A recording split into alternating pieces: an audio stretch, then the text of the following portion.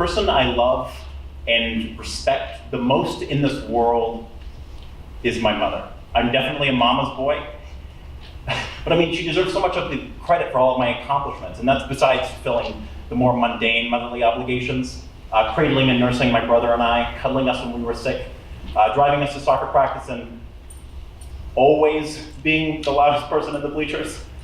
But she was also a community impact director for a local nonprofit that provided services to single mothers living in poverty and victims of domestic violence. Growing up, I watched how when she brought home groceries, she brought home a few extra canned goods, fresh fruit and vegetables, and feminine hygiene products for the women's shelter near her home. Once we were having a bunch of family friends over for dinner, and one of my mother's coworkers turns to me and says, "You have an angel for a mother. I have no doubt she came straight from heaven." And like, I felt this rush of pride, like adrenaline, and I knew even then that my role model was my mom. And then my brother came home for Thanksgiving, and he brought a girl with him. I mean, she was beautiful. She had this long black hair that waterfalled over her back, a nude lip in a pursuit of a career in social work. She wanted to work with at-risk youth in urban areas. A charitable heart, just like my mom. So you can imagine my surprise when at dinner that night, my mother ate quietly, engineered a smile, and left dinner early. Later that night, I heard the murmurs. She was arguing with my brother. And my brother didn't come home that Christmas. I called him. He said he proposed to the girl he brought home, but mom didn't approve of her. I asked why. He said, "Ask her yourself," and hung up without a goodbye. So my mom set me down. She tied up her long white hair and cleared her throat.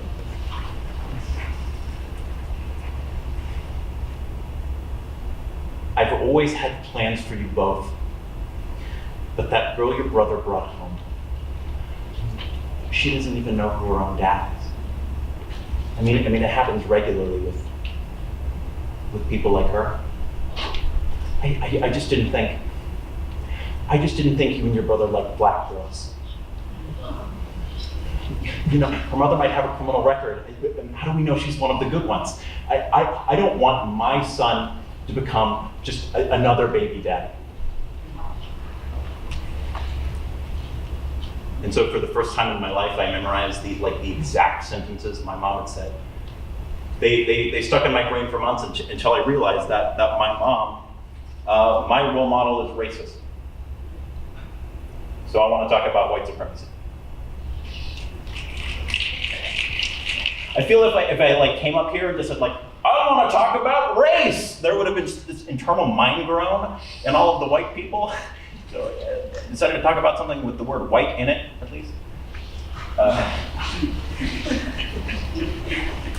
But before I do, I want to ask you all to do something. I want you all to imagine white supremacy. What does that mean? What do you think of when you hear those words?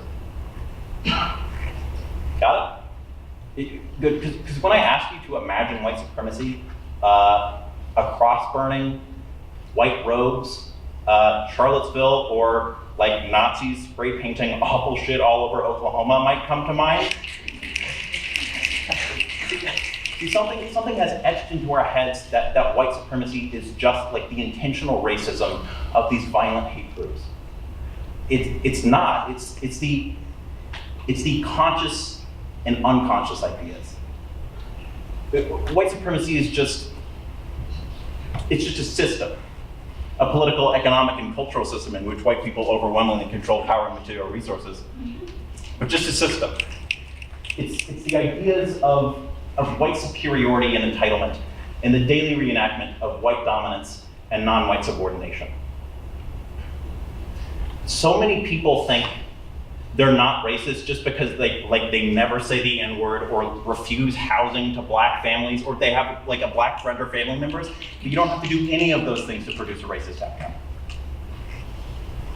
I have to deal with the fact that my mom has done so much for me, but also actively contributes to this system of oppression. I don't say this to victimize myself, I'll get over it.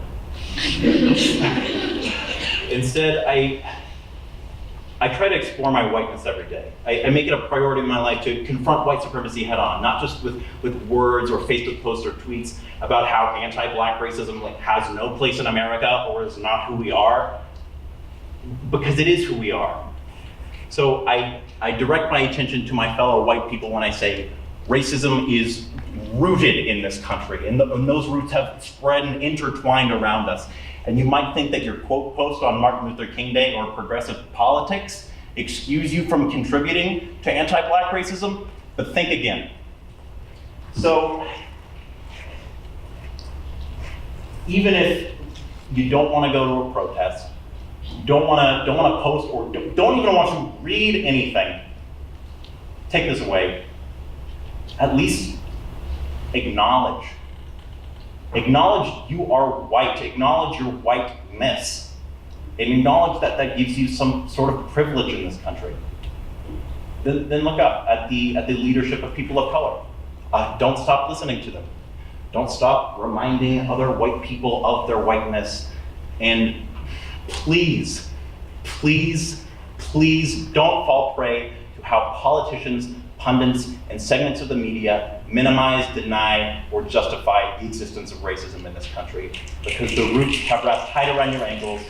You just like to pretend it doesn't hurt.